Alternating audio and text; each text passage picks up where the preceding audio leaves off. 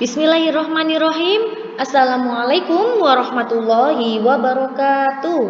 Hello my lovely students. How are you today? I hope you are fine every day. Alhamdulillah kita masih selalu dalam lindungan Allah. Baik anak-anak, pada kesempatan kali ini Ustazah akan menjelaskan materi tema 6, subtema 2, pembelajaran 5 dan 6 tentang langkah-langkah menulis puisi, keberagaman rumah adat, dan keberagaman makanan khas. Tujuan pembelajaran kita adalah siswa dapat mengetahui bagaimana langkah-langkah menulis puisi dengan tepat. Siswa dapat mengetahui keragaman rumah adat dan keragaman makanan khas yang ada di Indonesia. Baik anak-anak, untuk yang pertama, Ustazah mau tanya, hal-hal apa yang perlu diperhatikan dalam membuat puisi? Hal-hal apa saja sih yang perlu kalian perhatikan dalam membuat puisi? Yang pertama adalah menentukan tema. Tema merupakan topik utama atau gagasan pengarang dalam puisi. Yang kedua, melakukan observasi atau pengamatan. Observasi bermanfaat untuk mengembangkan imajinasi atau khayalan pengarang. Pengarang biasanya memerlukan imajinasi atau ide dalam membuat puisi. Yang ketiga, menggunakan kata-kata pilihan atau menggunakan pilihan kata. Menggunakan pilihan kata yang bermakna indah, kata yang berisi pujian, atau kata-kata yang berisi perumpamaan. Langkah-langkah menulis puisi. Yang pertama, siapkan alat tulis. Siapkan dulu alat tulis kalian, pensil, kertas, buku, ataupun pena. Yang kedua, menentukan tema dan judul puisi. Tentukan tema apa yang akan kalian tulis dalam puisi tersebut. Misalnya, tema cita-cita. Jadi nanti judulnya bisa cita-citaku, seperti itu. Yang ketiga, perhatikan penggunaan kata-kata. Jadi penggunaan kata-kata dalam sebuah puisi itu biasanya dipilih yang bermakna indah atau berisi pujian maupun perumpamaan. Yang keempat, tulis puisi sesuai dengan imajinasi. Jadi kalian menulis puisi yang sudah kalian tentukan temanya dengan imajinasi kalian sendiri-sendiri.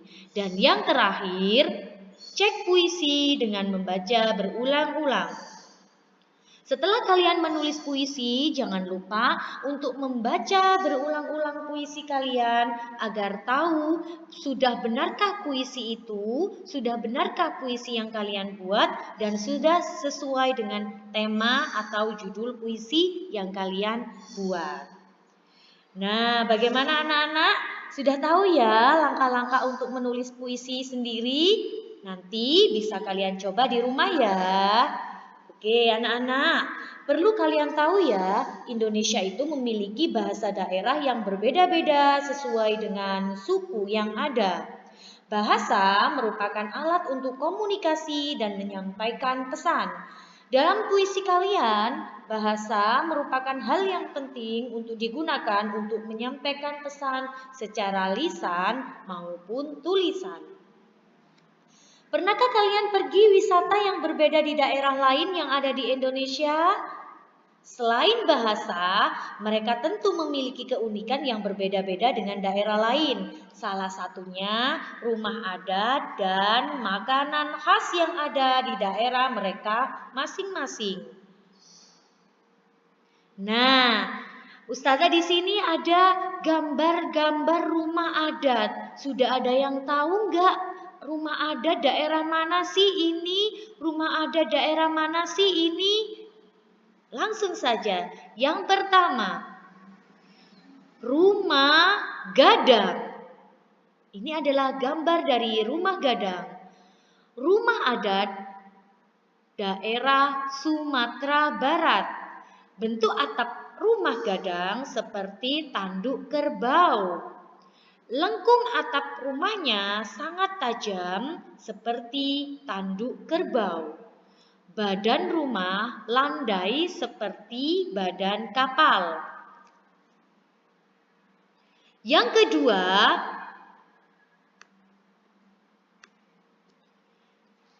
rumah Aceh. Rumah Aceh adalah rumah adat dari daerah Nangro Aceh, Darussalam. Rumah ini mempunyai tangga di depan rumah. Dan rumah Aceh ini memiliki bahan dasar kayu dan terdapat ukiran pada dinding rumah. Selanjutnya adalah rumah Tongkonan. Rumah Tongkonan adalah rumah adat Provinsi Sulawesi Selatan atau suku Torajan. Atapnya lengkung menyerupai perahu dan terdiri atas susunan bambu. Di bagian depan terdapat deretan tandu bambu. Semakin banyak hiasan, maka semakin tinggi derajat keluarga yang tinggal di dalamnya. Rumah adat selanjutnya adalah rumah joglo. Rumah joglo adalah berasal dari Jawa Tengah. Bentuk atap rumah joglo menyerupai gunung. Atap rumah joglo terbuat dari bahan genting tanah. Dan rumah joglo memiliki 3 pintu depan dan tiang penyangga yang disebut soko guru. Selanjutnya, rumah Honai. Nah, rumah Honai adalah rumah adat dari Papua. Rumah Honai berbentuk bulat dan ini difungsikan untuk menahan tiupan angin yang kencang dan dingin dari pegunungan. Itu tadi rumah-rumah adat. Selanjutnya, apa sih manfaat dan kegunaan rumah-rumah tersebut? Yang pertama, semua rumah tersebut adalah gunanya untuk tempat tinggal. Yang kedua, agar kita bisa mengenal budaya di setiap suku. Dan yang ketiga, dapat menambah wawasan kita terhadap ciri khas setiap suku.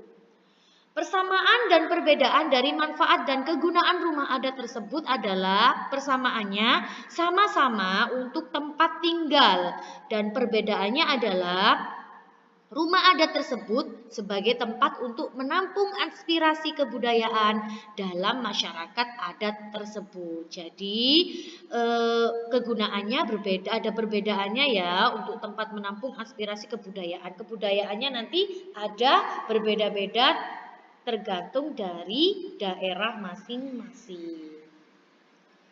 Selanjutnya adalah makanan khas daerah.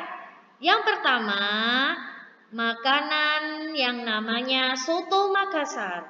Soto Makassar adalah makanan khas dari Sulawesi. Soto Makassar terbuat dari bahan dasar kaldu sapi yang dipadukan dengan berbagai macam rempah-rempah. Yang kedua, papeda. Pasti kalian semua sering ya makan papeda ya. Sudah tahu nggak asal papeda itu dari mana sih? Aku setiap hari beli papeda tapi nggak tahu. Dari mana ya anak-anak? Nah, Ustazah akan kasih tahu. Makanan tradisional papeda ini berasal dari Papua. Papeda berasal dari bahan dasar sagu dan teksturnya kental. Selanjutnya adalah pecel. Nah, perlu kalian ketahui ya, pecel ini ada di berbagai daerah, tergantung daerahnya. Misalkan kalian pergi ke Madiun, pasti di sana ada yang namanya pecel Madiun. Kalau kalian pergi ke Blitar, pasti ada yang namanya pecel Blitar. Kalau kalian pergi ke Jogja, pasti juga ada yang namanya pecel Jogja. Nah, pecel ini merupakan makanan yang terdiri dari sayur yang direbus dan lauk yang dihidangkan dengan alas yang berbeda-beda sesuai kota asal pecel. Bika Ambon. Makanan apa sih Bika Ambon ini? Dari mana sih asalnya? Iya, Bika Ambon adalah makanan khas daerah Medan. Jadi kalau kalian pergi ke Medan, jangan lupa oleh-olehnya membawa Bika Ambon. Pasti ada oleh-oleh khas yang namanya Bika Ambon. Bika Ambon terbuat dari bahan-bahan seperti tepung tapioka, telur, gula, dan santan. Jadi anak-anak, setiap daerah itu pasti ada rumah adat dan makanan khasnya sendiri-sendiri. Alhamdulillah anak-anak, itu tadi ya materi yang bisa Ustazah sampaikan pada pertemuan kali ini.